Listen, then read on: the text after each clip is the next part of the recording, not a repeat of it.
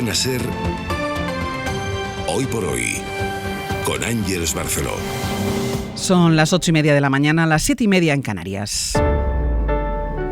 CaixaBank patrocina este espacio. Tiempo para el análisis, tiempo para el abierto, en Hoy por Hoy, en esta mañana de miércoles, con Berna González Harbour. ¿Qué tal, Berna? Buenos días. Buenos días. Con Elena Pisonero, buenos días. ¿Qué tal? Buenos días. Y con Javier Aroca, buenos días. Hola, buenos días. Vamos a empezar hablando de un tema, llámenme pesada, aunque no creo que lo hagan, porque vamos a insistir hasta que nos cansemos con el tema de la vivienda. Ya se lo dije la última vez, yo creo que además, Elena, tú estabas aquí. Sí. Ya se lo dije la última vez que hablamos de vivienda, porque hay que seguir insistiendo hasta que se encuentre una solución a un problema que afecta a buena parte de la población de este país, y no solo a la población joven, que también hay que tenerlo en cuenta. Y quiero hablar de la vivienda a raíz de unas declaraciones que hizo ayer aquí en La Ventana la ministra de Vivienda, Isabel Rodríguez, porque después de que las autonomías del PP se hayan negado a declarar zonas tensionadas, la medida que permitiría intervenir el precio del alquiler en estas zonas denominadas tensionadas, la ministra de Vivienda ha apelado directamente, vamos a decir, a la buena voluntad de los caseros, de los que alquilan sus pisos, para evitar subidas excesivas de precio. Creo que España es un país solidario. Yo, como ministra de Vivienda, porque es cierto que no podemos perder la perspectiva del país que gobernamos, y en su mayor parte el parque de vivienda en alquiler en España pertenece a propietarios particulares, a pequeños propietarios. Yo lo que les pido es que se hagan cargo también de esta causa, de esta necesidad social, y que valoremos esas rentabilidades en términos sociales, que valoremos que esos precios estén de acuerdo con las capacidades de los españoles y de las españolas, y desde luego creo que hay que protegerles, hay que cuidarles, hay que atenderles, porque en sus manos está la mayor parte del parque de vivienda en alquiler, en tanto en cuanto las administraciones públicas seamos capaces de dotarnos de la dimensión de un parque público de vivienda de los estándares europeos, del entorno al 20%, con la aspiración de estar en los máximos, en un 20%. Es un llamamiento que apelaba directamente a los caseros. La ministra de Vivienda, Isabel Rodríguez, lo hacía en una entrevista aquí en la cadena SER, en La Ventana de Madrid. Claro, en un mercado en el que los caseros particulares, como ella decía, controla buena parte del mercado, pero en el que no todos los caseros son los caseros que imaginamos. Javier Ruizola, de nuevo. ¿Qué tal, Ángeles? ¿Cómo estás? Vamos a hacer un poco una radiografía. ¿Quién es quién en el mercado del alquiler? Hagamos la radiografía de los caseros en España. Venga, radiografía. En España hay unos 3 millones de viviendas en alquiler. Para ser exactos, 3.084.918. 3 millones. Uh-huh. Hay mucho casero. Pero lo primero que hay es mucho casero institucional. En concreto, el 15% del total, más de 400.000 caseros, son personas jurídicas, es decir, fondos buitre, fondos de inversión, tienen 175.000 viviendas, o otro tipo de sociedades. Otro tipo de sociedades tienen otras 270.000. Así que 15% en manos de fondos e inversores. Si a eso le sumamos 320.000 viviendas de titularidad pública, otro 10% más, el resultado primero que tenemos es que 1 de cada 4 viviendas en España tienen como casero a una institución, no a una adorable ancianita, sino a un fondo, en su mayoría especulativo. En cuanto a los otros caseros, estos que estamos diciendo, de personas físicas, que son los verdaderos dueños de las casas en España, bueno, esos son dueños de 3 de cada 4 viviendas, el 75%. Para ser exactos, son 2,3 millones de viviendas en manos de particulares, según los datos de la Agencia Tributaria. Claro, pero tampoco hay una radiografía o una fotografía uniforme de esas ancianistas o de esa gente mayor que alquila su piso, de esos particulares, porque debe haber desde quien lo alquila para vivir hasta grandes rentistas. Hasta grandísimos rentistas, efectivamente. Vamos a hacer 1 de cada 4 son viviendas de fondos y de propietarios institucionales, radiografía de las otras 3 de cada 4, porque aquí hay de todo, Ángeles. Datos de la Agencia Tributaria, datos de Hacienda, revelan que la mitad de los caseros en España son pequeños caseros. Tienen 1 o 2 casas. En total son 1.163.000 propietarios. Para ser exactos, es la mitad, hasta el punto de que son el 50,1% exactos. Pequeños caseros. Y esos son los caseros que, sinceramente, apenas ganan. Con 1 o 2 viviendas tienen una entrada de fondos de 30.000 euros brutos con esas viviendas. Así que la mitad del parque inmobiliario, efectivamente, son caseros que tienen su casa, la alquilan, viven con esto. Pero a partir de ahí, la otra mitad, Ángeles, son rentistas de un calibre absolutamente fenomenal. Hay casi 1 millón de caseros que tienen entre 3 y 4 casas. Hay otros 200.000 que tienen entre 6 y 10 casas. Y hay otros 38.000, en concreto 38.454, que tienen más de 10 viviendas. Así que, si queremos hacer la radiografía de los 2,3 millones de caseros particulares, la división es esta. La mitad de ellos son pequeños propietarios, que apenas ganan 30.000 euros. La otra mitad son multipropietarios que no tienen una casa, sino casas como negocio. Ángeles, si sumamos 400.000 casas en manos de fondos buitres de empresas, otro 1.100.000 en fondos y grandes propietarios, lo que tienes es medio parque inmobiliario que puede tener esa relación de solidaridad y de empatía con sus inquilinos, pero otro medio parque que está en manos de alquileres especulativos. No hay otra forma de contar esto. Y decía yo al principio, Javier, que las autonomías populares se han negado a declarar zonas tensionadas, la que impone obligaciones adicionales a los grandes tenedores.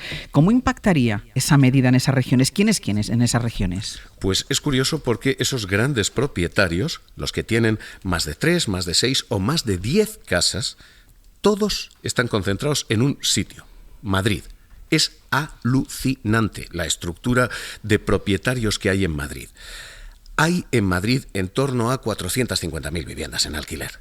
En Madrid. Bueno, 160.000 son estos pequeños propietarios que alquilan su vivienda, que tienen 1 o 2, 160.000, pero es que no representan ni a 1/3 de lo que se alquila en Madrid. Los otros 2/3 son caseros que tienen o más de 3 o más de 10 casas. En Madrid, Ángeles, hay más caseros que tienen hasta 5 casas que caseros que tienen una. Si en Madrid se aplicara esto de la zona tensionada, 1 de cada 4 viviendas de esos caseros tendría límites de precio, porque 1 de cada 4 caseros tiene más de 5 casas en Madrid. Así que esa no declaración da la sensación de que Madrid no está protegiendo a los inquilinos, sino a los casi 300.000 caseros que tienen 3, que tienen 5, que tienen 10 casas. De hecho, esa declaración de zona tensionada en Madrid permitiría a esos caseros desgravarse hasta el 90% del alquiler. Pero claro, esos caseros, 300.000, insisto, son caseros con multipropiedades. Así que, Ángeles, ¿qué tenemos aquí? Lo que tenemos es un paisaje muy heterodoxo y muy variado, pero en el que tenemos 1 o 2 conclusiones claras. 1. Los fondos buitre, 15% del parque, controlan parque y fijan precio. Y 2, esta cosa de que los caseros son particulares, sí, lo son. Algunos son tan particulares que tienen 3, tienen 5, tienen 10 viviendas. En fin, lo que tenemos es una jugada muy especulativa y mucho rentista. Javier, gracias. Un abrazo. Claro, Aroca, cuando escuchábamos a la ministra ayer hacer ese llamamiento o apelar directamente a estos caseros, pues nos estamos imaginando al casero individual que tiene un piso y que lo alquila. Y apelaba la ministra a la buena voluntad, tampoco suba usted tanto el precio, pero claro, con la radiografía que ha hecho Javier Ruiz, el llamamiento de la ministra parece que va a tener poco efecto. No solo va a tener poco efecto, sino que a mí, francamente, no sé si la palabra más correcta de utilizar es patético o simplemente una dejación de funciones. Quien tiene la responsabilidad de que de una vez se arregle el mercado de la vivienda y todo el mundo legítimamente pueda cumplir sus expectativas, bueno, habrá especuladores, no hay especuladores, todos los datos que hay, según ha dicho Javier, eran del Instituto Nacional de Estadística y de Hacienda. Es decir, el gobierno los conoce. Por tanto, hay una base magnífica para trazar un buen mapa de una buena ley en materia de vivienda que evidentemente no trata igual a las ancianitas, ya que hemos dicho, acá estos fondos especulativos. Pero las palabras de la ministra yo no las puedo valorar positivamente porque me parece, me recuerda un poco cuando yo, al principio de la legislatura, cuando Teresa Rivera cometió y tenía el problema de la electricidad, que un día me parece que pidió solidaridad o no sé qué, o comprensión a las empresas. A las eléctricas. A las eléctricas. Al final tuvimos que legislar y se tuvo que hacer algo. Pero recuerdo una cosa que no es muy larga, pero permíteme que la cuente. Chávez Nogales escribió su primer libro, se llamaba La ciudad, se refería a la ciudad de Sevilla. Es el primer libro y bueno, pero está bien leerlo. Y habló en que a primeros de los años 20 hubo una revolución en Sevilla de los inquilinos contra los caseros, al grito de ora pro nobis mueran los caseros. al final aquello acabó como acaban estas cosas, porque al final los caseros lo que hacían era que estaban echando a la gente de los corrales de vecinos para construir viviendas. Hubo una revolución. ¿Cómo acaban las revoluciones? A palo. A los inquilinos no se les valoraba su derecho a una vivienda justa ni salubre incluso, sino se les decía que eran simplemente unos bolcheviques. Por tanto, cuento esto para decir que desde los años 20 en España, como mínimo, por lo menos según el dato que da Chávez Nogales, hasta los años 20 de este siglo, seguimos con el mismo problema, especulación contra un derecho, en este caso ya constitucional, como es el derecho a la vivienda. Elena. A mí, venga. Vamos a ver, yo no diría tanto patético como la sensación que he tenido es de impotencia. Como tú bien dices, es una responsabilidad y al final el hacer recaer la solución a los problemas que tienes que gestionar en personas físicas sobre cómo deben utilizar un activo que es de su propiedad, pues efectivamente denota una cierta impotencia de ser capaz de poner en marcha una política para un activo, que esta es la clave de todo el debate, que es al mismo tiempo el acceso, o sea, la posibilidad de ejercer un derecho básico, que es el acceso a la vivienda. Esto es lo que lo complica todo, pero no podemos, por ese motivo, cargarnos elementos esenciales del funcionamiento de nuestra sociedad, como son la iniciativa privada y la propiedad privada. Es decir, cada uno compra unos activos conforme, y ahí ya meto el ángulo, conforme a una regulación existente.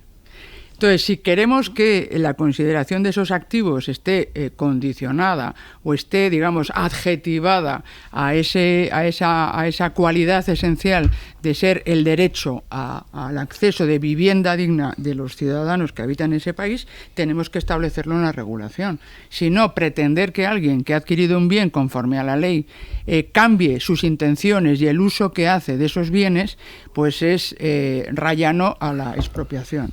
Y eso es preocupante, ¿eh? Eso es preocupante porque rompe las reglas y genera inseguridad jurídica. Yo ya estoy leyendo a más de uno que ni se te ocurra alquilar. Es preferible que quemes la casa o la vendas, porque es tal complicación la que estamos haciendo para disfrutar de un bien por el que se ha pagado un dinero.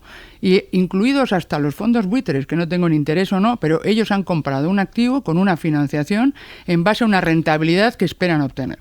Si tú cambias ese marco de actuación, efectivamente, bueno, te cargarás eso, dejará de invertirse en vivienda y lo que es más preocupante, se reducirá la oferta, que es el principal problema que tenemos. Si sigues insistiendo en condicionar la vivienda disponible, lo que tendremos es menos, no más. Y por tanto, ese tipo de declaraciones, o cuando se habla de especulativo, bueno, la especulación, yo sé que gusta mucho esa terminología, lo que establece es que hay un mercado en el que tú cobras una renta en función de lo que la gente está dispuesta a pagar. El problema es que hay mucha gente que necesita esa vivienda que no puede pagar esos precios, y eso es efectivamente la base para una regulación, pero no para intervenir en cómo cada uno legítimamente sobre sus propiedades decide hacer lo que le parezca conveniente. Y eso hay que tenerlo claro. No sé quién ha hablado de expropiaciones, la verdad. No, lo he dicho yo. Sí, pero no sé a qué te referías. En el momento en que tú decides lo que tienes que hacer con una propiedad tuya, le estás expropiando la base esencial de cualquier bien, que es el derecho a usarlo conforme te parece. Hombre, no, le está diciendo, oiga, pero estás sugiriendo cobre eso. Menos. ¿Estás sugiriendo eso? No, o sea, creo que esto está fuera de todo debate, por lo menos el de hoy. No, pero cuando hablamos de propiedad privada tenemos que ser muy respetuosos. Claro, sí. Sobre todo también con los ciudadanos a los que han visto subir la vivienda, el alquiler, el precio del alquiler, creo que una media de un 20% en 10 años, en un récord de los máximos de la Unión Europea. Toda Europa está sufriendo este problema, pero España es escandaloso, especialmente en lugares, pues hemos citado Madrid o de la costa o otros lugares. Vamos a ver, yo creo que estáis hablando de legislar, es que el gobierno ha legislado, el problema es que esta legislación no ha funcionado. Bien. Y esto se ha visto muy rápidamente. Así terminaba la pizarra de Javier Ruiz. Si en Madrid se aplicara la zona tensionada, una de 4 viviendas de los caseros tendría límites de precio porque una de cada 4 es propiedad de alguien con más de 5 pisos. Claro. O sea, eso está legislado, eso está regulado. Lo que yo quiero decir es que, lo que está asegurando la ministra, apelando a los amables caseros y solidarios caseros a rebajar los precios, no tiene ningún lugar, no tiene ningún sentido. estas cosas hay que regularlas y debemos estar de acuerdo hasta tal punto que acabamos de ver cómo la nueva Comisión Europea acaba de crear una cartera hasta ahora inexistente sobre vivienda. Será para algo, no solo para defender a los propietarios, en fin, será para extender el derecho de la vivienda. Pero quiero decir algo más sobre el gobierno. Si el gobierno no se da cuenta de que este asunto está causando un desgarro social entre la población más desigual, con menos poder adquisitivo y los grandes propietarios, está fracasando estrepitosamente.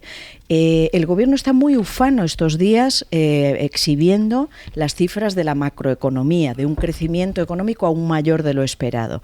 Bueno, pues cuidado, gobierno, no cometas el error, como han hecho muchos gobiernos anteriormente, de confundir la macroeconomía con la microeconomía de millones de personas que cobran 1.000 euros, el salario mínimo interprofesional, y con unas condiciones de precariedad absoluta, y no pueden acceder a una vivienda, no tienen la más mínima posibilidad.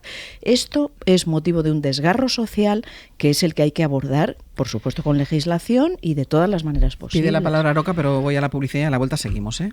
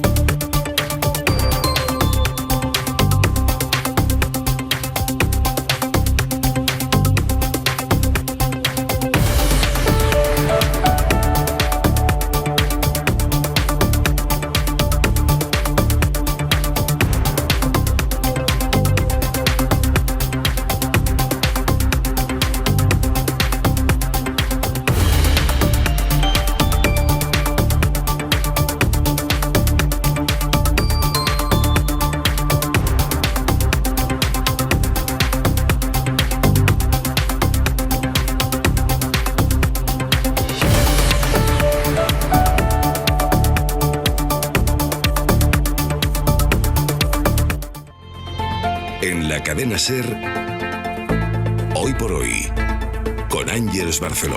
8:49 de la mañana, 7:49 en Canarias, en el abierto Berna González Harbour, Elena Pisonero y Javier Aroca, analizando las palabras de ayer aquí en esta casa, en la ventana de Madrid, de la ministra de la Vivienda, apelando, haciendo un llamamiento a los caseros para que sean benévolos con los alquileres de los pisos que tienen en alquiler. Y a partir de aquí nos ha hecho Javier Ruiz una radiografía de cuando hablamos del casero, de quién estamos hablando. Y pedía la palabra a Aroca.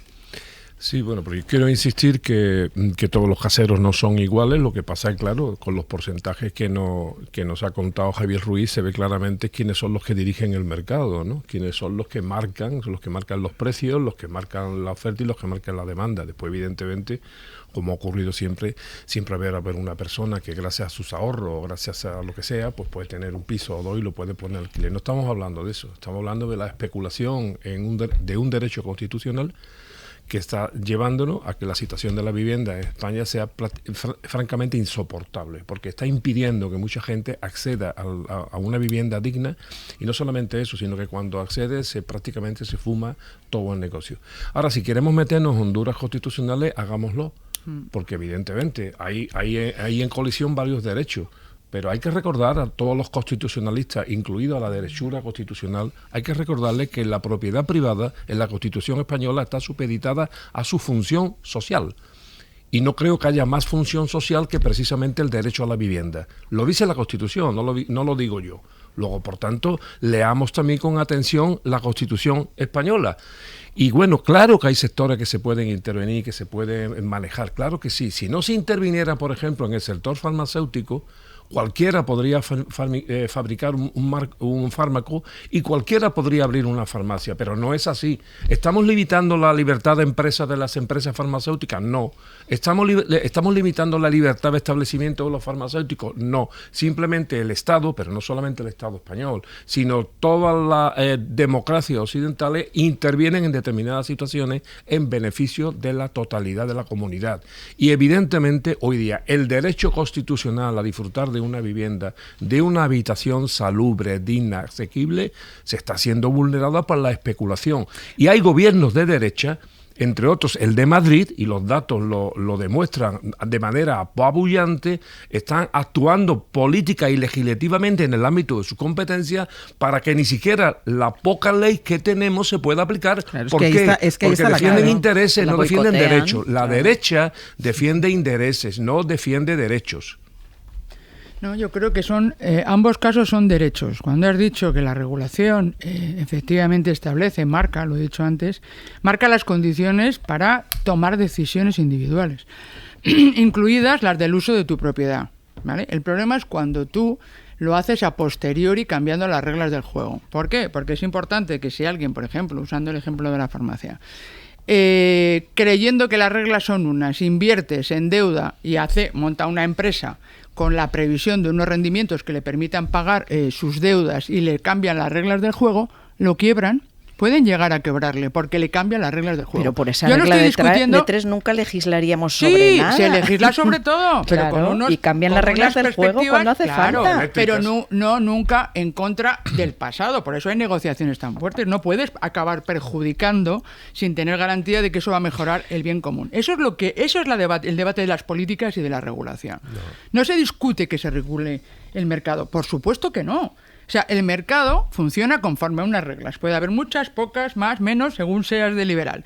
Pero lo importante es que haya unas reglas claras que no estés cambiando en mitad del partido. Porque eso está vulnerando la toma de decisiones. El partido es la vida. ¿Las zonas tensionadas es una regla en vigor o no? Es una ley. Esto está dentro de la ley. ¿Por qué no la acepta y la aplica el partido? Esto es una ley. Está protegiendo intereses de la derechura. No, está aplicando en el ámbito de su territorio y de sus competencias. Claro, ese es el debate que tenemos. Sí, me parece muy bien que tengamos este debate. O sea, es esencial. Pero no intentemos resolver problemas a cañonazos cargándonos entre otras cosas, una actividad económica importante que es la que genera empleos para que haya gente que quiera venir a Madrid a vivir. Pero a cañonazo, pero si lo Vamos que a ha hecho ver. el gobierno de España es una escopeta de perdigones, por favor. Bueno, está claro porque no tiene Sí, efectos, Berna, pero vamos a ver. todos son equilibrios. Elena, Solo digo eso, hay que buscar los equilibrios. este Berna. argumento de cambiar las reglas a mitad del partido. ¿Quién está cambiando las reglas a mitad del partido? Y además, ¿qué es legislar sino imponer mediante la soberanía popular, por cierto? Hombre, Que por lo supuesto. votan los, Aprobado en el Congreso de los votan Diputados. los representantes Esto. que hemos votado en las Solo elecciones. faltaba, Ese aunque hay pequeño algunos que no detalle, quieran ir al Parlamento, yo ese soy pequeño partidaria. detalle creo que debemos recordarlo. Yo soy Y las partidaria. normas se van cambiando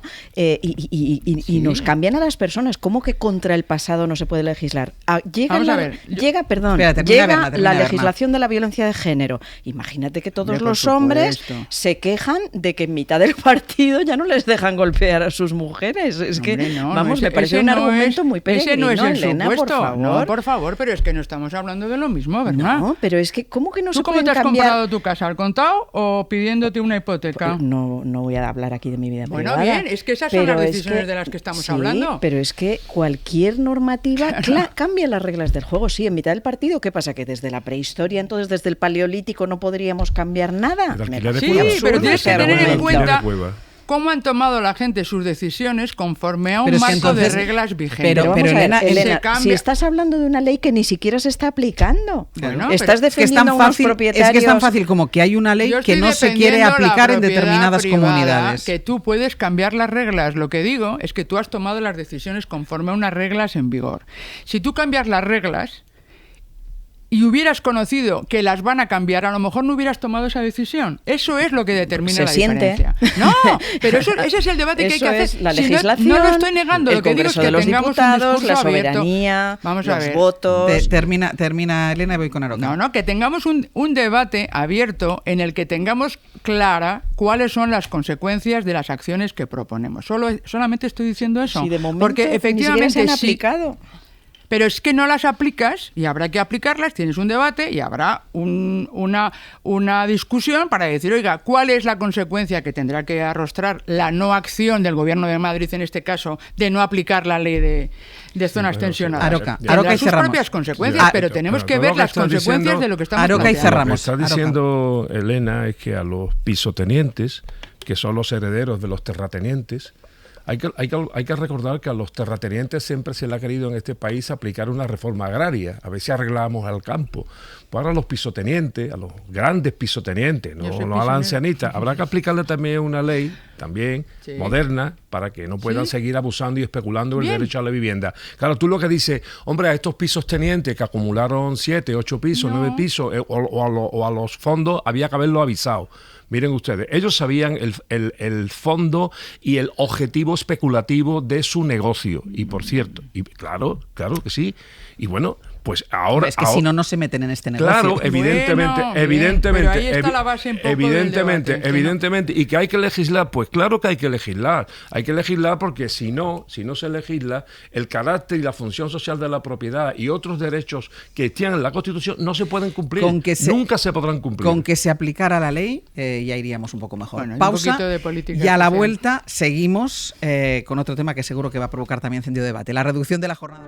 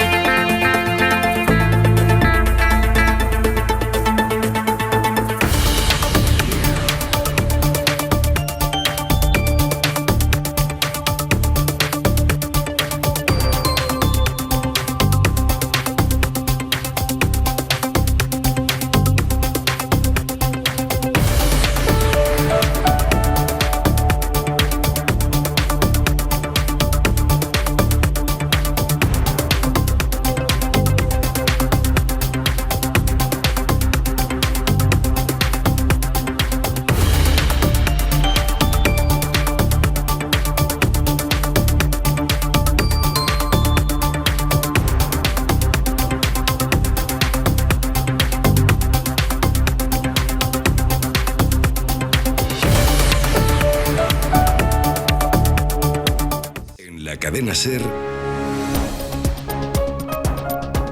Hoy por hoy, con Ángeles Barceló.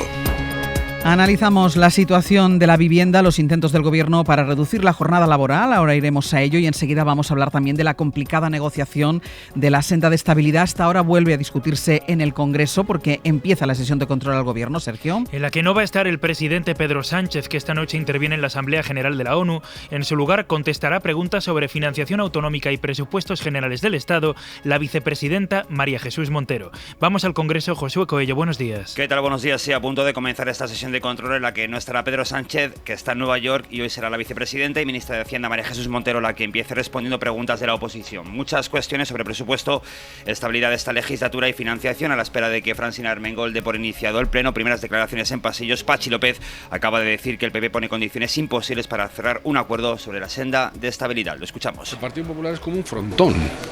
Es decir, todo le rebota porque no están dispuestos de verdad a un diálogo sincero.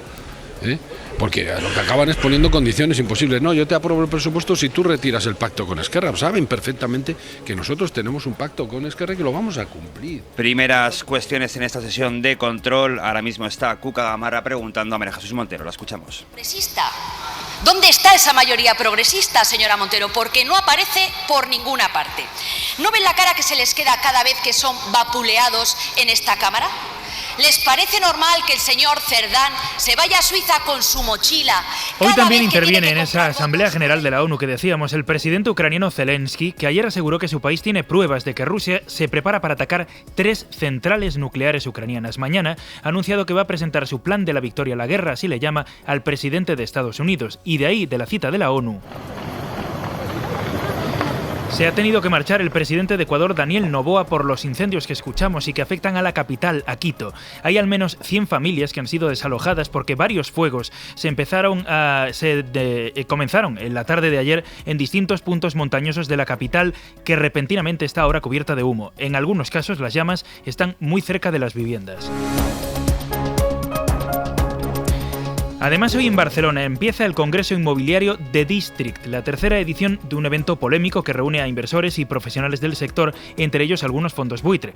El año pasado, el mismo Congreso generó importantes episodios de tensión con activistas de vivienda que hoy han vuelto a concentrarse allí. Radio Barcelona, Pol Valero. Sí, los sindicatos de vivienda han convocado otra protesta delante de la feria contra la especulación inmobiliaria y los fondos buitre. Ahora mismo empiezan los parlamentos. Este año los organizadores del Congreso aseguran que están más preparados y prevén más tranquilidad que el año pasado. Vemos aquí más policía porque el año pasado la manifestación terminó en lanzamiento de pintura, a todo para protestar contra este Congreso de District, donde grandes inmobiliarias, consultoras y fondos de inversión como Blackstone se reunirán durante 3 días para debatir las tendencias del sector. De los deportes, Sampe sigue este miércoles la 7ª jornada de Liga en Primera y se suma la primera jornada de la Europa League. En un calendario bastante complejo el de esta temporada, desde las 7 de la tarde, Girona Rayo Vallecano y a las 9 de la noche Barça Getafe, primer partido completo sin Ter Stegen y alternativa para Iñaki Peña. Ayer se disputaban el Valencia 0, Osasuna 0 y Sevilla 2, Valladolid 1, con anuncio del Sevilla de la renovación del técnico García Pimienta hasta 2027 y Real Madrid 3, Alavés 2 de esta 7ª jornada en Primera. Arranca hoy también la de la Europa League desde las 9 de la noche, Niza Real Sociedad. Los 3 partidos pueden seguirlos desde las 7 de la tarde en Carrusel Deportivo por ser más. Mañana visita el Athletic Club a la Roma.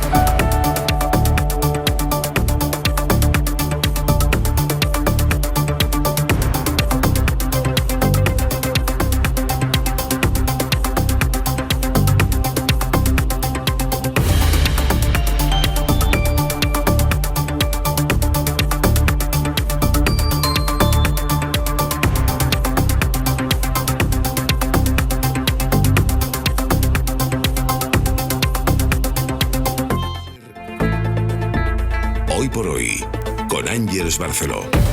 9 y 8 minutos de la mañana, 8 y 8 en Canarias, en el abierto Berna González Harbour, Elena Pisonero y Javier Aroca. El otro tema que también afecta a todo el mundo, a todos los trabajadores, es el debate que hay sobre la reducción de la jornada laboral a 37 horas y media a la semana.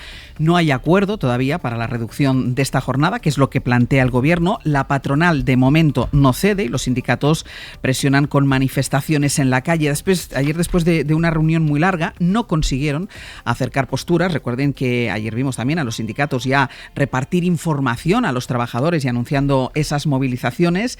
El Ministerio de Trabajo quiere que el acuerdo sea a 3, es decir, con todos los agentes sociales, y está estudiando nuevas fórmulas para convencer a la patronal. Parecía que se abría el Ministerio de Trabajo a dar más tiempo, a prolongar los plazos, es decir, que no fuera una reducción de la jornada de manera automática, sino que fuera de manera gradual, un poco el año 25, un poco el año 26, pero la propia Yolanda Díaz, ministra de Trabajo, en los pasillos del Congreso, a la entrada a la sesión de control al Gobierno, ha desmentido esto. No hay progresividad, no tiene intención de esto el Gobierno. Voy a desmentir la información que se ha publicado hoy. Es rotundamente falso que en 4 horas el Ministerio de Trabajo haya propuesto esta medida en la mesa. Lo desmiento rotundamente. En ningún caso se habló de esta medida.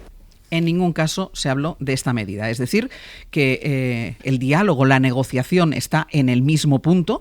Parecía, por lo publicado, por la información que teníamos, que el Gobierno se abría a esta posibilidad para ver si de esta manera la patronal reaccionaba de otra manera, pero siguen las posturas en el mismo sitio. Ayer, por ejemplo, también le preguntaron por esto al líder de la oposición, Alberto Núñez Feijóo, porque también pareció que en un momento del día se abría a la posibilidad de la reducción de jornada, pero después aclaró esto. Estamos abiertos a que la economía española mantenga la productividad de los mejores países de la Unión Europea, de rebajar el gasto en incapacidad temporal y, si es posible, trabajando menos días a la semana, tengamos la misma productividad que si trabajamos los mismos. Eso sí, ¿cómo lo podemos hacer?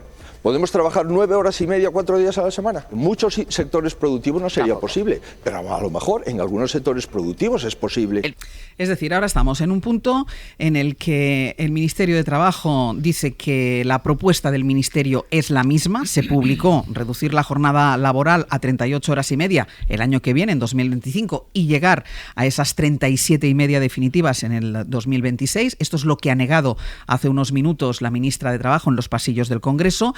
La propuesta que hace Alberto Núñez Feijóo es trabajar las mismas horas, pero que si se quiere trabajar menos días, se condensen en 4 días, de lunes a jueves, y esto es lo que llegó a decir ayer el presidente de la COE, Antonio Garamendi. Es que las encuestas dicen que eso le gusta a la gente. Perdonad, y a mí, pero es que yo estoy en un puesto que me exige responsabilidad. Claro, si nos fijáramos en las encuestas, yo no sé por qué en vez de 37 y media no son 20. Berna, y ahí está el debate sobre la reducción de la jornada laboral y la imposibilidad de un acuerdo, la amenaza de movilizaciones por parte de los sindicatos frente al frontón de la patronal. Sí, bueno, voy a decir que El País confirma que se ha planteado sobre la mesa ese retraso en la entrada en vigor de las 37 Sí, eso es lo que se ha publicado, nosotros también lo hemos contado, pero es Yolanda Díaz la que lo desmiente, y además de manera rotunda y tajante ahora mismo en los pasillos del Congreso. Todas las fuentes, en la SER, en El País, han contado cómo en la mesa de negociación se ha planteado, o sea que, bueno, lo puede desmentir, pero no, los medios serios no mentimos, ¿no?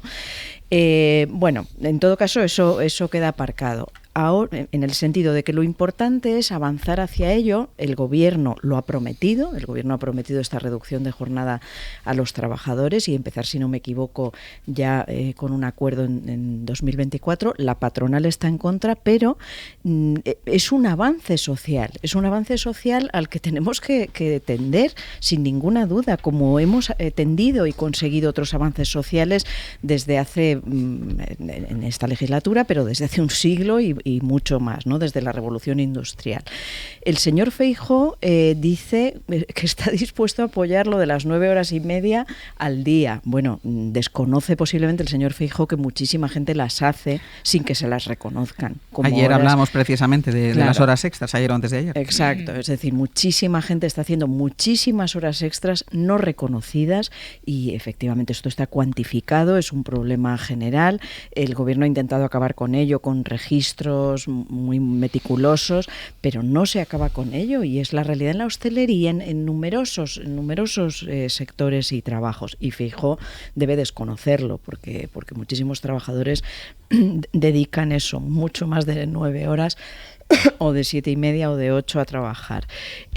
Bueno, yo creo que hay que lograr un acuerdo, hay que gobernar en este sentido, y desde luego, a pesar de que Elena antes defendía, a pesar de que defendías que no se pueden cambiar las reglas de juego en medio del partido, claro. Bueno, pues el partido de los trabajadores significa que en la revolución industrial se trabajaban hasta los niños, y gracias a los avances sociales dejaron de trabajar los niños, se contempló una jornada laboral X, que se ha ido reduciendo en varios países europeos, y estamos en el momento en que hay abundancia de trabajo, por fortuna, y que hay que contemplar una mejora de las condiciones y una mejora de la calidad de vida.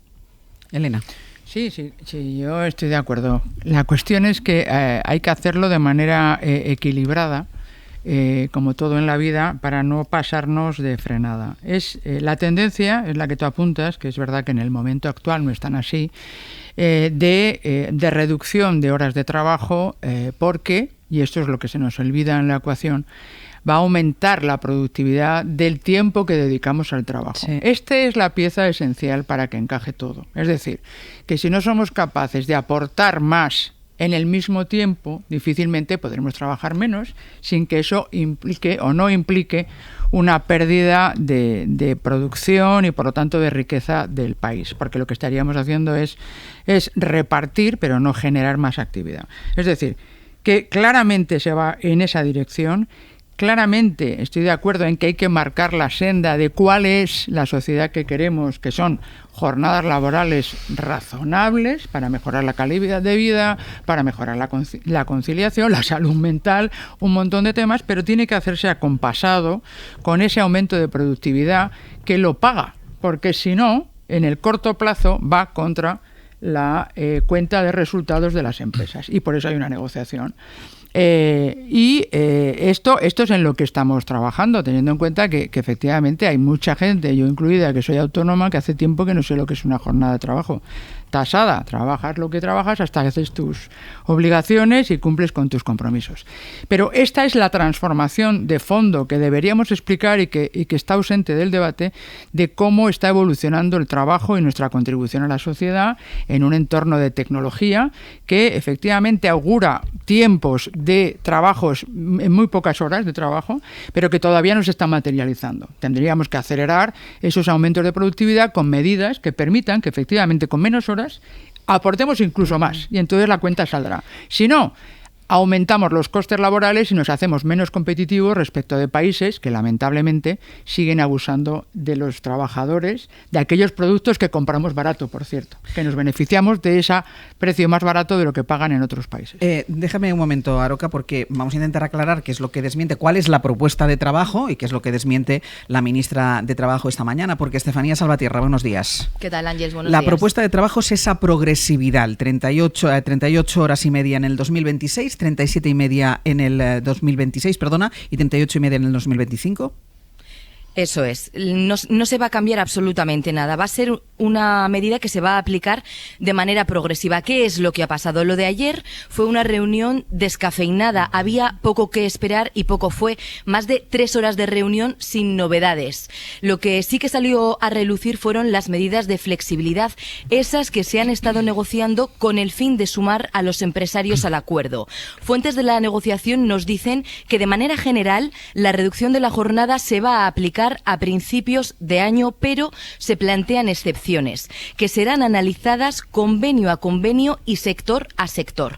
Vamos a poner un ejemplo. El sector de la construcción, que tenga un convenio que venza el 31 de marzo de 2025, con 40 horas semanales. Bueno, pues en ese caso se estudiaría la opción de permitir que este convenio colectivo aplique la disminución de horas a partir de su vencimiento. Por lo tanto, la reducción de la jornada tardaría un poco más en aplicarse en ese caso. Es una medida, Ángels, que tiene como único objetivo que la patronal se sume al acuerdo.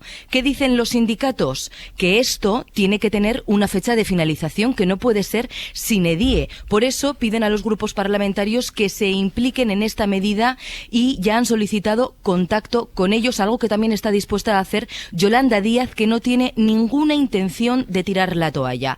Mañana, en prácticamente todas las capitales de provincia, UGT y comisiones obreras han convocado concentraciones en las sedes de la patronal como medida de presión para sumar a los empresarios a este acuerdo, algo que ayer escuchábamos a Garamendi no le gusta. Criticaba ayer Sordo aquí en la antena de la SER que la COE todavía no haya aclarado si está dispuesto a reducir la jornada por ley, que es en lo que se está trabajando desde hace 9 meses. Pero no nos olvidemos que el acuerdo tripartito es lo ideal porque simplificaría mucho la aplicación de la reducción en las empresas, una medida que tiene que pasar por el Congreso. Eso lleva tiempo, algo que a 25 de septiembre empieza a incomodar un poco, pero los plazos siguen siendo los mismos. 38 horas y media para este año y 37 horas y media para el próximo. Eso sí, con excepciones para casos puntuales que se van a analizar convenio a convenio y sector a sector. Es decir, hay excepciones, pero se mantiene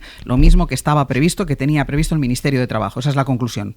Esa es la conclusión. Venga, para que nos quede claro, de todas formas, gracias Estefanía, vamos a volver a escuchar lo que decía Yolanda Díaz en los pasillos del Congreso. Voy a desmentir la información que se ha publicado hoy. Es rotundamente falso que en 4 horas el Ministerio de Trabajo haya propuesto esta medida en la mesa. Lo desmiento rotundamente. En ningún caso se habló de esta medida. Bueno, negación absoluta, sí, misterio por parte de la ministra de Trabajo. Déjame, Aroca, que voy a la publicidad y a la vuelta voy contigo.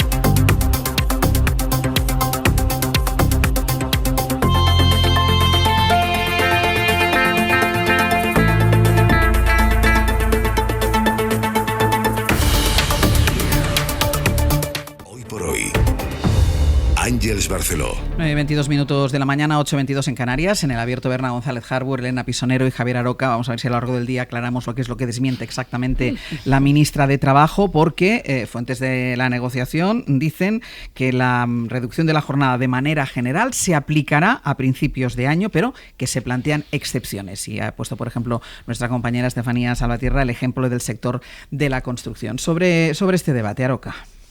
Bueno, yo creo que la clave la ha dado Garamendi, ¿no?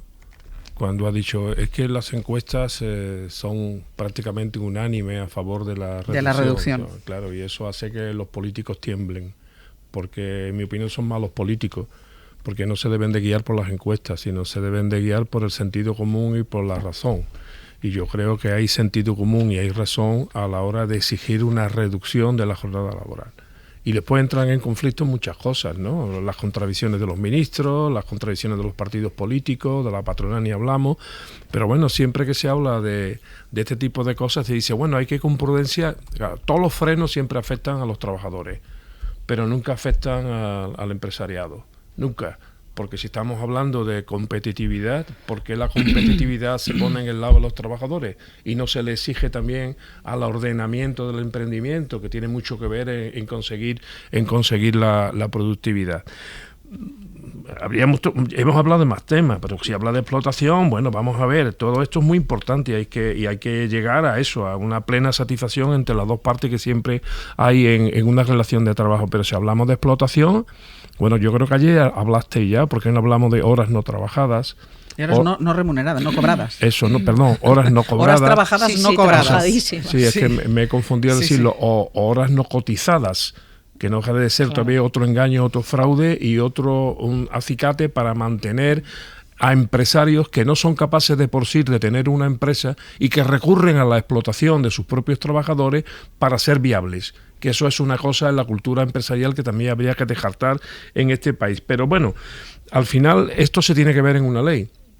Y ahí es donde va a empezar el problema, porque evidentemente esto es un gobierno mixto y los apoyos al gobierno son más mixtos todavía, es decir, hay más presencia de contradicciones ideológicas, y yo por lo que sé y he leído, parece que Junts no estamos dispuestos a aprobar medidas que limiten las horas de trabajo, sobre todo en determinados lugares, ¿no? Por tanto, esto va a ser muy complicado, pero vuelvo a decir que me gustaría que los partidos políticos dejaran un poco al margen de las encuestas y que decidieran de verdad que esto es una medida que además que se está imponiendo en todas partes. Por ejemplo, el señor Feijóo cada día da más muestras del desconocimiento de la vida real. ¿Cómo se puede proponer 9 horas y media de trabajo? Aparte que sea verdad que algunos ya la hacen, ¿no? Es que te muestra que no tiene ni idea de lo que estamos hablando. Si lo que estamos hablando precisamente es de que se puedan trabajar menos horas en general para disfrutar más de la vida, pero si esto les molesta a los moralistas y a los judeocristianos que consideran que el trabajo es un mérito, pues simplemente para poder atender a su familia, para poder atender a sus hijos, para poder atender a la vida conyugal, lo que sea. O sea, no puede tenerse a la gente en un régimen prácticamente de cuasi esclavitud, trabajando en condiciones muchas veces muy desagradables, más de 10 horas. Berna. Eso es inviable. Berna. Sí, no, y lo que totalmente de acuerdo en que Feijóo desconoce la situación, porque no se trata de trabajar más cada día para librar el viernes, para tener un día libre, un fin de semana largo, como apuntaba bien Elena, del aumento de la productividad y la competitividad. Es decir, la revolución tecnológica que estamos viviendo y la que vamos a vivir, que se va a acelerar en los próximos años de una forma contundente, nos permite rendir mucho más trabajando menos, y eso es hacia donde debe caminar la economía y para lo que deben servir los gobiernos, porque ese trabajo hay que repartirlo. Es decir, vale, podemos matarnos a trabajar y tener una productividad enorme y ver no sé cuántas radiografías en un hospital con la tecnología permitida, etcétera. No, se tratará de repartir trabajo, porque es que resulta que hay una población que necesita trabajar, necesita llevar medios a casa, pagar una vivienda y todas las necesidades vitales. Y esa revolución tecnológica hay que afrontarla también de esta manera. Feijóo ahora que se nos ha hecho más macro. Berna, sí, parece que Feijóo no. No, yo creo que Feijóo refleja lo que hay, sobre todo en los jóvenes, que desde luego sí que valoran los fines de semana largos te lo piden cuando haces una entrevista de trabajo, te preguntan, oye, fin de ¿cuántas semana largo vacaciones? yo creo que lo valora todo el mundo. Acabar el jueves, Sí. claro. Pero ahí está la otra cuenta que os decía. La otra cuenta que os decía que es importante. Y mira que yo no soy tan partidaria del tema de las horas, pero es la mejor manera de organizar el trabajo, sigue siendo las horas. Porque yo creo que lo más adecuado son las tareas, los encargos, lo que tienes que hacer en tu trabajo. Pero eso todavía va a costar mucho, y esa es la esencia de la productividad, que ya sé que nos gusta, pero digamos que el trabajo, que es un derecho, pero vamos a ver, volvemos a lo de antes, que es un derecho, sí, pero es un derecho para que tú puedas aportar a lo que se produce conjuntamente en el seno normalmente de una empresa, y eso es una contraprestación, tanto aportas, tanto cobras. Y por eso es importante el tema de la productividad. Si tú haces lo mismo en menos tiempo, pues oye, fenómeno, suerte para ti, has acabado antes. Que se reparta todo. Bueno, claro, no, lo que no se puede defender, lo que no puede haber una estética. Van las dos partes. Sí, pero Elena, lo que puede haber una estética de decir, no, los trabajadores lo que tienen que hacer es trabajar más y producir más. Si tienen que trabajar 10 horas que trabajar a nosotros los empresarios, cada día defendemos más la semana brasilera. Es decir, el viernes nos quitamos de en medio y volvemos el lunes al mediodía.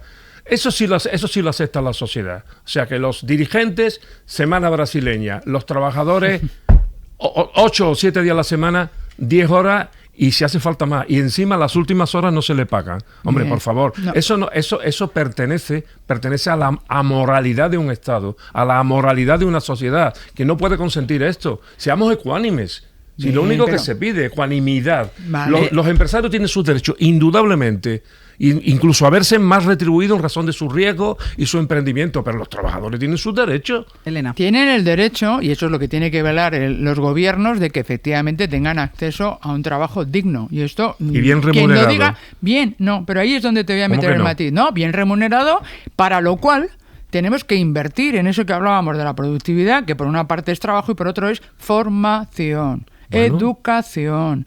Tenemos que invertir mucho más. ¿Pública o privada? Me da igual. No, y a mí no me da igual. No, pública. Efectiva. Bueno, pública, pero la realidad de nuestro mercado laboral es que los ejecutivos de las empresas cobran cada vez más con respecto a los trabajadores de abajo, y que las empresas están en récords de beneficios en los últimos años. Entonces es triste ver a Garamendi, que en los primeros años de este gobierno se mostró muy dispuesto y hubo muchísimos acuerdos con los sindicatos y el gobierno para lograr avances sociales, sobre todo en la pandemia. Bueno, que se baje de esta manera de algo que debería beneficiar a todos. Te dejo terminar, Elena.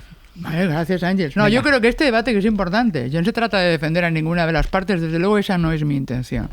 Pero volviendo al enfoque que tú decías antes con el tema de la vivienda, Berna, hay que verlo, el problema en su conjunto, en el nivel macroeconómico, que en este caso es cómo distribuimos lo que producimos entre el capital que se invierte, que cada vez va a ser, es una parte importante, pero no va a ser la única. Y las personas que participamos en esa producción, que no solo es a través de sueldos, ¿vale? Esto está cambiando, esto está evolucionando hacia otro tipo de fórmulas, pero ese reparto que está en el conjunto, cómo repartimos lo que producimos conjuntamente, tiene ese valor de la aportación, y esa aportación es la que la sociedad puede criticar en un momento determinado. Es que estos ejecutivos que ganan una pasta y no contribuyen nada.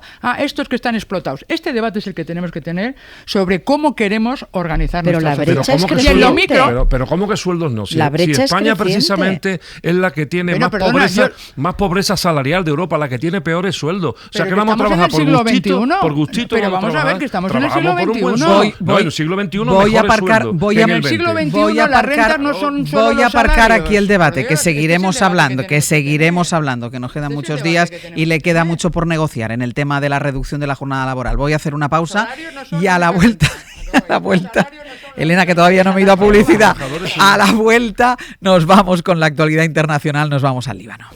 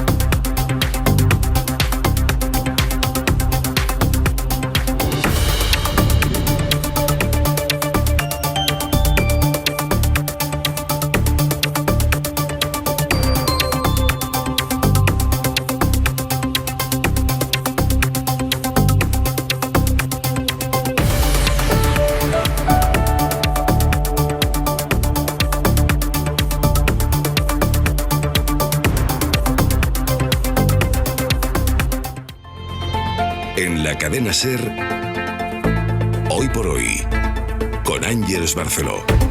9:34 de la mañana, 8:34 en Canarias, en el abierto Berna González Harbour, Elena Pisonero y Javier Aroca. Vamos a salir al exterior porque por muchos llamamientos que haga la comunidad internacional desde Naciones Unidas, los ataques de Israel sobre el Líbano no cesan. Esta misma madrugada se han vuelto a producir bombardeos en el sur del Líbano. Hay ya 500.000 de personas huyendo del sur del país para refugiarse en zonas más seguras, yendo sobre todo hacia Beirut. Pablo Morán, buenos días. Hola de nuevo, Ángeles. Y en las últimas horas han sonado también las sirenas antiaéreas en la principal ciudad de Israel, en Tel Aviv.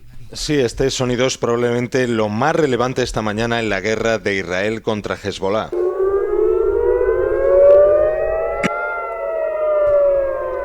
Es un sonido habitual en Tel Aviv, pero por los proyectiles que llegan de Gaza, no desde el Líbano, no por un ataque de Hezbollah. Un ataque que, según la milicia, estaba dirigido contra la sede del Mossad, el servicio de inteligencia al que todos sitúan detrás de las explosiones de los Buskas la semana pasada. Hay otras localidades del centro de Israel que también han activado las sirenas, en lo que representa, desde luego, Ángeles, un desafío de Hezbollah que no se detiene a pesar de la peor ofensiva israelí en décadas contra sus dominios. Esta ofensiva continúa esta mañana con más bombardeos al sur y al este del Líbano. Ya avisó Netanyahu hace unas horas que no iban a parar.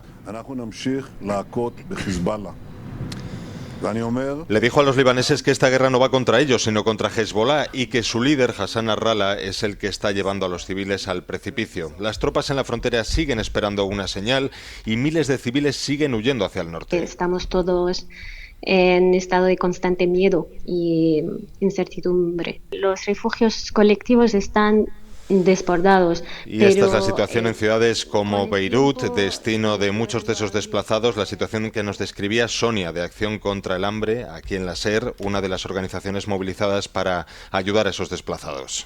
Pablo, gracias. A ti, hasta luego. Situación sobre el terreno, ahora mismo, en esa zona, y luego está lo que está pasando en las Naciones Unidas, porque en prácticamente todos los discursos de los líderes internacionales reunidos en Naciones Unidas hemos escuchado llamadas a contención en esa zona, pero esperaba especialmente el discurso del presidente de Estados Unidos, principal aliado de Israel, corresponsal Sara Canals. Buenos días. ¿Qué tal? Buenos días. Además, es que el discurso de Biden en la Asamblea General de la ONU era el último que ha dado como presidente de Estados Unidos.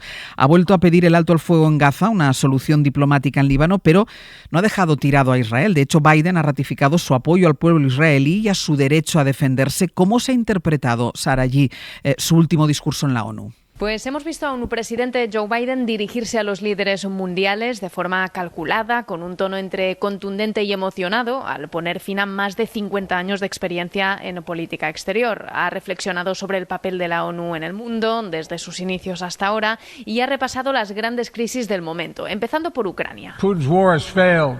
But Ukraine is still free. Ha asegurado que la guerra de Putin ha fracasado, que la comunidad internacional está más unida que nunca y a la vez ha pedido seguir apoyando a Zelensky. Luego ha seguido con Gaza. Innocent civilians in Gaza are also going through hell. Donde los civiles, ha denunciado, están viviendo un infierno y se ha limitado, eso sí, a presionar a Israel y a Hamas a ultimar los términos de ese alto al fuego que sigue sin materializarse. Now is the time for the parties to finalize its terms. También ha instado a Israel y a Hezbollah a la contención, insistiendo en una solución diplomática. Luego, la guerra de Sudán, el cambio climático, la inteligencia artificial o la propuesta de Estados Unidos de incluir a 2 países africanos en el Consejo de Seguridad como miembros permanentes han figurado también en su discurso, que ha sido a la vez una despedida personal hacia la comunidad internacional. Some things are more important than staying in power.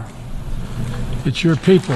Hay cosas más importantes que el poder, nuestra gente, ha dicho, rememorando su renuncia a la reelección y citando a Nelson Mandela. Nelson Mandela taught us, and I quote, "It always seems impossible until it's done." Concluyendo con ese toque de esperanza y unidad, diciendo que todo parece imposible hasta que se logra. El discurso más contundente que hemos escuchado hasta ahora ha sido el discurso del secretario general de Naciones Unidas, que abrió la sesión plenaria. Sara, Antonio Guterres ha dicho que el mundo ya está viviendo una situación que es insostenible, que no se puede seguir. Incluso ha pedido que el Líbano no se convierta, no sea una nueva Gaza. Y en otros discursos escuchamos mensajes parecidos, ¿no? También sobre la guerra en Ucrania.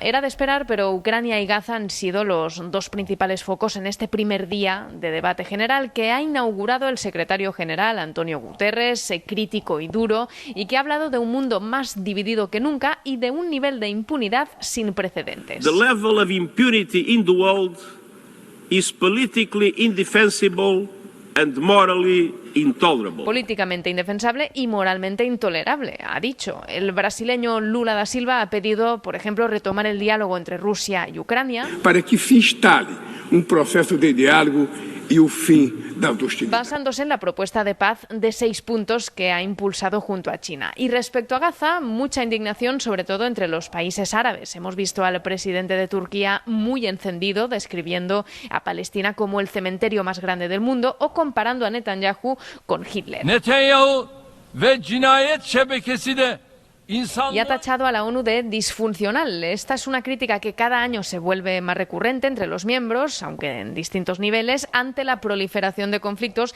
y la incapacidad de resolverlos, aunque ha habido un líder en particular que ha ido mucho más allá. Pasamos de una organización que perseguía la paz a una organización que le impone una agenda ideológica a sus miembros. El argentino Javier Milei, que se estrenaba en ese hemisferio y que se ha desvinculado completamente de la hoja de ruta de la Agenda 2030 de Naciones Unidas. Sepan que la República Argentina va a abandonar la posición de neutralidad histórica que nos caracterizó. Y que ha culminado su discurso en su más puro estilo. ¡Viva la libertad, carajo! Muchas gracias. Hoy el debate continúa y entre los discursos programados destacan sobre todo el de Ucrania, el de España, Francia o Venezuela. Sara, gracias. A vosotros. Berna, la ONU con todos los dirigentes hablando, condenando con más o menos contundencia, sobre todo con menos contundencia más que con más. Hemos escuchado, eso sí, a Antonio Guterres, al presidente, al secretario general de Naciones Unidas, mientras la escalada bélica en Oriente Próximo no cese. Claro, uno se pregunta, ¿para qué la ONU? Claro, es una exhibición de impotencia Totalmente. diaria que es vergonzosa, ¿no? La ONU, vamos a recordar que se creó precisamente tras la Segunda Guerra Mundial para frenar e impedir cualquier tipo de repetición de lo que había conocido el mundo. Y por desgracia, bueno, no se puede comparar desde luego cuantitativamente, pero por desgracia vemos cómo especialmente Netanyahu avanza en su máquina de guerra y máquina de matar sin que nadie pueda ponerle freno. Y nadie es sobre todo Estados Unidos, que es quien no quiere ponerle freno.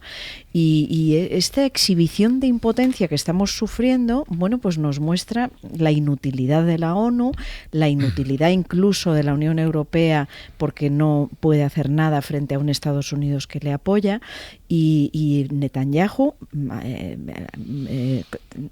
iba a decir a la chita callando, pero bueno, no es a la chita callando, precisamente está logrando cambiar de paradigma en dos asuntos muy importantes, en dos territorios muy importantes. Uno es que ha cambiado el lenguaje, es decir, hasta este conflicto Israel negociaba la recuperación de sus rehenes. Para ellos los rehenes eran irrenunciables y hemos visto intercambios de rehenes israelíes por miles de presos palestinos incluso, porque tenían un precio muy alto y sin embargo esta vez, desde hace un año, Israel ha renunciado a recuperar esos rehenes y tiene otras prioridades, desdeña la vida de sus propios nacionales. Y el otro paradigma que está cambiando estos días es la relación de fuerzas, es decir, con lo que está haciendo en Líbano, como lo que ha hecho en Gaza, como lo que está haciendo en Cisjordania, está cambiando la relación de fuerzas para siempre posiblemente en esta zona.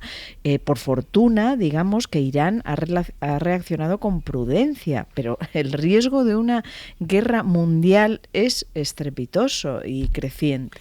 Aroca.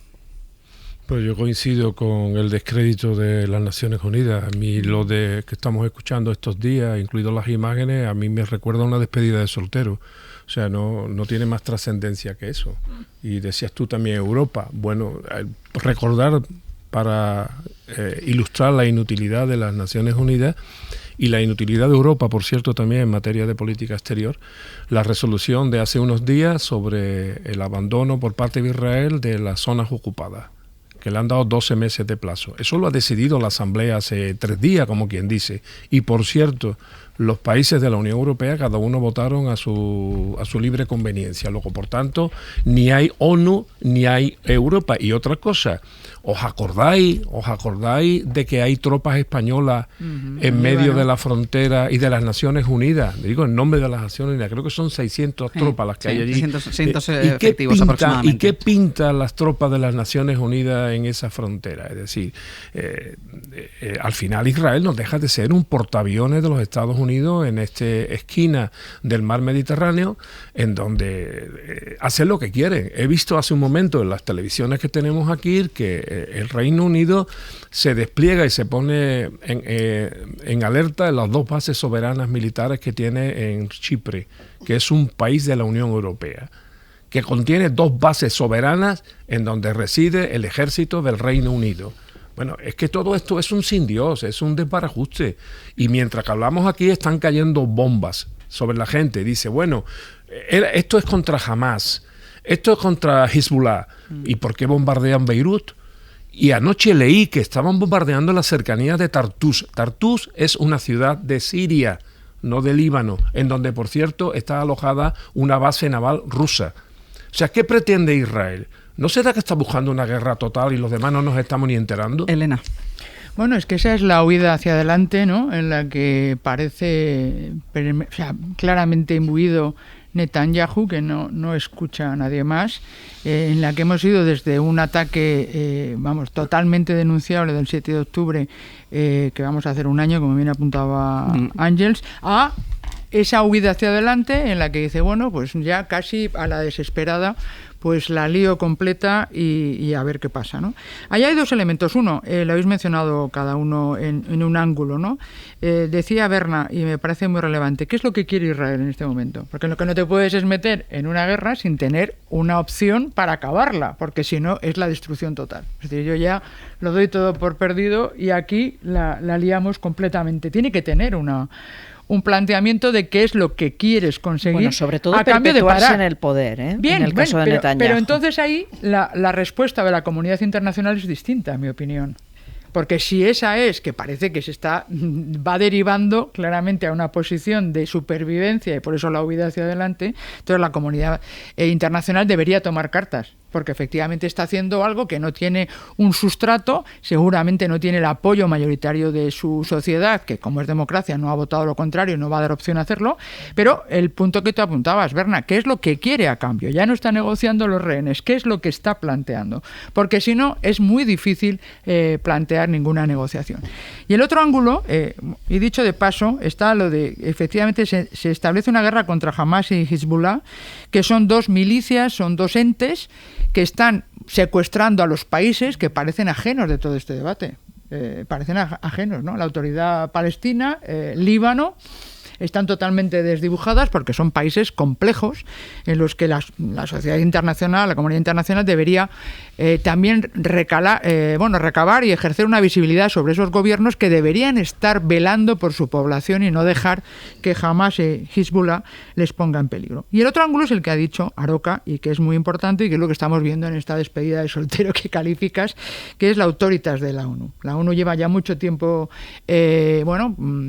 desgastándose, derivándose, y es claro que lo necesitamos. A mí me gustaría ver cuál es la posición de China en todo esto. China ya es relevante, su voz es relevante, la de Biden lo es, pero ya es un lame duck, se está despidiendo, ha dicho algo despidiéndose que tiene valor de ver lo que ha dicho, es importante, pero para que la ONU tenga esa Autoritas, yo quiero que haya una declaración de China o conozcamos cuál es la posición de China en toda esta situación, más allá del tema de Rusia que tú también has mencionado. Bueno, yo voy a situar una hipótesis, a ver si es cierto. En el último conflicto militar, Israel se quedó con los Altos del Golán, reconocido ya como anexión por parte de Donald Trump, se quedó con las granjas de Sheba, que están en territorio libanés, que no ha devuelto, y se quedó con toda Cisjordania y Jerusalén, que tampoco ha devuelto. Ni acepta ninguna de las resoluciones de las Naciones Unidas. Pero no es que no acepte esta que acabo yo de citar, es que no acepta ninguna desde 1948. O sea, desde 1948 la comunidad internacional asiste pasiva al exterminio de los palestinos.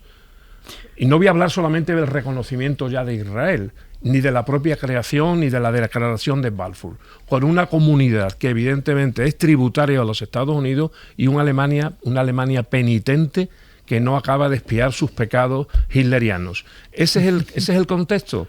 Es el contexto. ¿Por qué? Porque Estados Unidos, y ya ha terminado la Guerra Fría, piensa que teniendo un portaaviones en Israel frena cualquier tipo de insurgencia en toda esa parte del Levante asiático. Pero el panorama geopolítico ha cambiado, que ese era mi punto. Pero la Estados lectura Unidos histórica no. es la que tú has dicho. Pero bueno, ha cambiado, pero Estados Unidos no cambia. El problema es que Estados Unidos no cambia pero y no nos damos cuenta. Pero no cambia ni con los demócratas tampoco. Dos cosas que me quedan por contar. Una que tiene que ver con las relaciones diplomáticas de España, porque no ha cerrado todavía España el capítulo venezolano y al gobierno se le abre un nuevo frente diplomático en América Latina. Esta vez es México. La próxima presidenta del país ha decidido no invitar al rey, a Felipe VI, a su toma de posesión, un gesto que Exteriores considera inaceptable y por el que el gobierno español también ha decidido no enviar a ningún representante a esa ceremonia, a esa toma de posesión que se va a celebrar la semana que viene en la capital mexicana, Bayo. Así es, será el próximo martes, el 1 de octubre, un acto oficial denominado toma de protesta por el que Claudia Sheinbaum se va a convertir en la nueva presidenta de México. Será la primera mujer en asumir el mando de la República, pero a diferencia de sus antecesores en el cargo, Sheinbaum no va a contar en esa ceremonia con la presencia del rey de España. La negativa de invitar al monarca a ese acto oficial agrava el desencuentro bilateral, latente desde marzo de 2019, cuando el todavía presidente mexicano, Andrés Manuel López Obrador, le exigía al rey Felipe VI que pidiera perdón por los abusos cometidos durante la conquista, hace ahora 5 siglos. Envié ya una carta al rey de España y otra carta al Papa para que se haga un relato de agravios y se pida perdón por las violaciones a lo que ahora se conoce como derechos humanos. Una disculpa que el gobierno español se negó a emitir entonces y que sigue siendo así, lo que condujo al actual enfriamiento de las relaciones institucionales entre ambos países. Un roce diplomático que Sheinbaum, heredera política de López Obrador, ha avivado excluyendo al jefe del Estado español de su toma de posesión. Un gesto que resulta, como decías, inaceptable para Exteriores, que ha optado por no enviar a ningún representante a la ceremonia oficial. La futura presidenta mexicana asegura no tener ningún problema con la decisión del gobierno español y adelanta que hoy, cerca de nuestro mediodía, enviará una carta al gobierno. Mañana voy a sacar una carta tempranito. Ya mañana les explico porque tiene su chiste. Bueno, pues veremos a ver Tiene su chiste, cuál es el contenido de esta carta. Y una última cosa, porque está en marcha la sesión de control al Gobierno en el Congreso de los Diputados. Esto el día después de que el Gobierno haya aplazado, no lleve al Congreso la votación de la senda de déficit para ganar tiempo para la negociación especialmente con Junts. Siguiendo esta sesión de control está Josué Coello. Josu, cuéntanos, la negociación presupuestaria ha estado muy presente en las preguntas. No está el presidente del Gobierno, que está en Naciones Unidas. Sí, Ángel, es María Jesús Montero quien ha respondido estas primeras preguntas de la oposición y claro, en este contexto la vicepresidenta y ministra de Hacienda ha criticado al PP por su rechazo a la senda de estabilidad, pero también se ha mostrado muy conciliadora con el resto de grupos de cara a una negociación que se presenta muy compleja para el gobierno. Seguiremos hablando para traer los presupuestos, seguiremos hablando para seguir teniendo en las políticas públicas, en la intervención pública, digamos que el frente en el que este Parlamento... En el gobierno son optimistas, pero tendrán un hueso duro en Junts. Hace unos minutos su portavoz parlamentaria Míriam Nogueras ha reiterado con nuestros compañeros de la SER en Cataluña que con ellos ningún acuerdo de estabilidad, dicen, irán pieza a pieza. Junts per Catalunya no va signar cap acord d'estabilitat. Junts per Catalunya signa un acord en el que diu que negociarem... Junts per Catalunya no firmó ningún acuerdo de estabilidad. Junts negoció un acuerdo que dice que firmaremos pieza a pieza. Cualquier iniciativa que el gobierno quiera aprobar y que necesite los votos de Junts per Catalunya se negocia. Si se llega a un acuerdo y se cumple, hay votos. Si no, no hay votos. Hi ha vots. I si no, no hi ha vots. Será difícil, Ángels, porque fuentes de Hacienda nos dicen que 1/3 del déficit para Cataluña, como pide Junts, es imposible. Josu, gracias. A vosotros.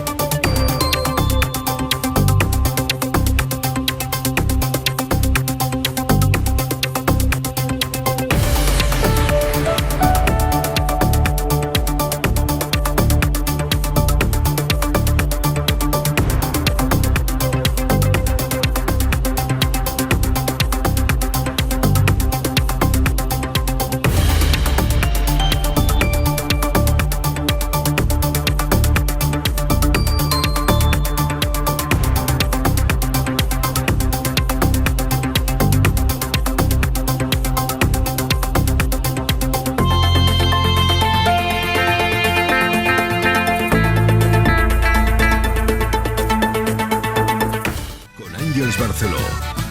Cadena SER. 100 años de radio.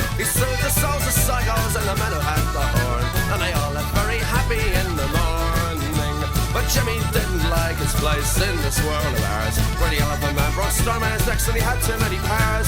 So I sat to see the grieving of the people that I'm leaving, and he took the road for God knows in the morning. We walked into the station in the rain. Vamos a ir terminando, ya está abierto. Pepe Rubio, Sergio Castro, buenos días. Buenos días. Ellos son los encargados, como siempre, de contarnos qué vamos a hacer a partir de las 10 de la mañana. Pues vamos a empezar a partir de las 10 de la mañana con el Rincón y la Esquina. Vamos a pensar todos juntos, en esta ocasión, en la percepción del tiempo, en cómo lo manejamos en nuestras vidas y también con los demás. Lo haremos con Manuel Delgado y Marta Sanz, pero también con todos ustedes. Ya tienen a su disposición en 900-100-800 cómo reparten su tiempo, en qué, con quién, cómo fue aquella historia en la que el tiempo convirtió las horas en segundos, o al revés, aquella en la que todo se ralentizó y se vivió en cámara lenta. 900-100-800 para contarnos su relación, su percepción con el tiempo en sus vidas y con los demás. Esa percepción del tiempo que a veces pasa volando y a veces no termina de pasar nunca. Cuéntenos la percepción del tiempo, sus 5 minutos más largos. ¿Qué más? Biografía no autorizada con Roberto Villar. Yo creo que Roberto Villar, después de Ayuso, el Papa Francisco y Froilán, yo creo que quiere quitar un poco de toxina a la sección. Y hoy tenemos la biografía no autorizada de Bart Simpson. Vale. Un poco bien, más light, ¿no? Bien. Y tenemos en el pretérito pluscuamperfecto con Ana Uslé un mito. Polvo de estrella de Carlos Pumaré, aquel mítico programa donde decía obra maestra, no voy a decir nada más. Pues ese programa vamos a recordar porque hubo durante los 80 mucha gente enganchada a ese programa. Sí, sí. Y vamos a terminar con una invitada, a charlar con una invitada que tiene una historia muy bien enhebrada. Pasó del taller familiar haciendo jerseys de su madre a convertir su nombre en una marca internacional en el mundo de la moda. Es Amaya Arzuaga, quien en 2017 decidió abandonar todo eso para regresar a casa, a la Ribera del Duero, para trabajar en la gran empresa familiar, en un hotel, en un restaurante, en el mundo del placer, un poco más relajada, nos lo cuenta esta mañana. Y en el mundo del vino. Pues con Amaya Arzuaga vamos a hablar también esta mañana. Berna González Harbour, Elena Pisonero, Javier Aroca. Hasta la semana que viene. Adiós. Adiós.